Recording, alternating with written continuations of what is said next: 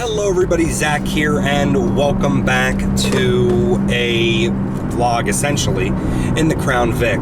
I did 5 things I hate about owning a CVPI or used police car, so I'm doing a follow-up to that in 5 things I love, or 5 things that are awesome about having a used police car or CVPI. So, yeah, without further ado, let's get into it. So number 1 would be a couple of these in this list are perfectly line up with things I hate, which is funny, but that's just kind of honestly how it is. So number 1 would be people think you are a police officer.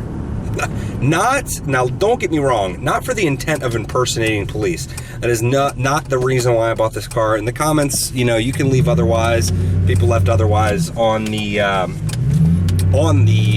vlog for the first vlog for the CVPI, but that is not my intent. My intent is not to impersonate a police officer, and I do not recommend you do so, because you'll get into a lot of trouble. And I'm talking jail time, and I'm talking, it's just not smart. Don't do that. Just don't do that. But the positive of people thinking potentially that you are a police officer or you are in a former police car is that people tend to be a little bit more cautious around you.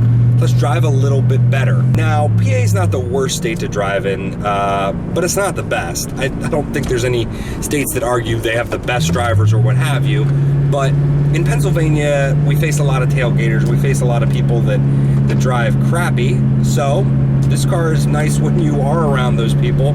They tend to drive a little bit better, obey the speed limit, and when you're on the highway, you're pretty much passing everybody. And I'm not saying at a legal speech, but you're passing everybody. That's pretty much what I'm going to say about that. The thing that sucks about that is you get to an intersection and nobody wants to go. But like I said, some of these line up with why it would suck, but that's a positive in my opinion. Number 2, it is a boat of a car. So again, one of the negatives, but it's also a positive. It is a boat. It can seat 5 people. It has tons of room, leg room for every single one of those people, pretty much. A little bit decreased with the cage in it, but nonetheless, a huge car. The trunk is humongous. I would fight for the amount of space that you have in a hatchback. That's all I can say. That trunk is so large, it's not even funny.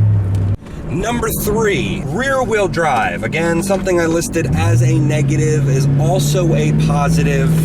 Rear wheel drive is a positive in the sense that you are driving the cars with the front wheel and the rear wheels are not, where the power is being distributed, so you're pushed everywhere you need to go. Allows you to handle, even on these back roads, with relative ease and relative speed. Definitely for the size of a car that it is, that's hard to compete with. Don't get me wrong, I love all types of cars. I love the concepts and how front-wheel drive cars work, how all-wheel drive cars work, as well as how rear-wheel drive cars work, and it's hard to say those all in order for some reason. And this is the benefit of rear-wheel drive. All right, number 4, parts are cheap. So it makes sense. This car was used by police enforcement, taxi cab companies, and then also bought by civilians. So parts are very, very cheap. And what I mean by cheap are, you can get a front grille, the non-honeycomb, but you can get a front grille for these for $10 or around that online. So that's insanely cheap.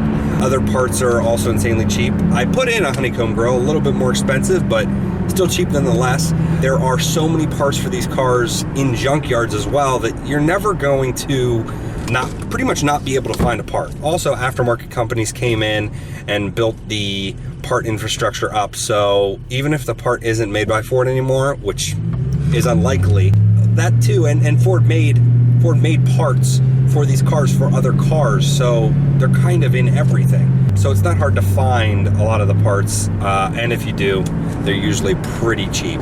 Number 5, power. Okay, so the power to weight ratio in a Crown Vic is not insane considering the weight that it's lugging around, and considering it's just a 4.6. Not insane. That being said, it's got some pickup. It's not going to be competing with a V6 or V8 car that has half the weight, of course. That doesn't make any sense. But when you get it up to, I would say, 50, 60, and you need to pass on the highway, or you need to do any, type of acceleration, it just goes. And it is a weird feeling, considering it's naturally aspirated. And don't get me wrong, I get it. There's a lot of other V8s and a lot of other V6s that are now naturally aspirated that have a lot of power and have instant,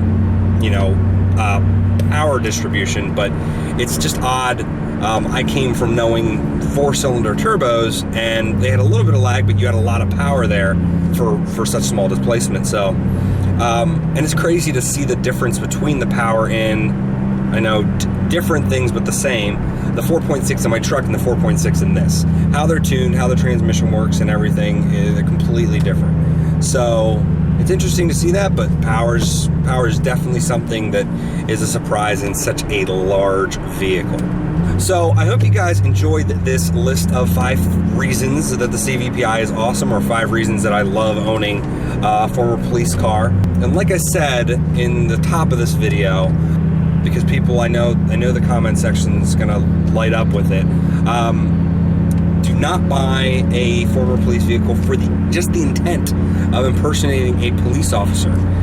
I bought it for all the reasons I listed. Don't get me wrong. Number 1 was because people think that you are potentially a police car, but that's because of those reasons I listed, that it was a good thing. And right on the other side, there's a negative to that too.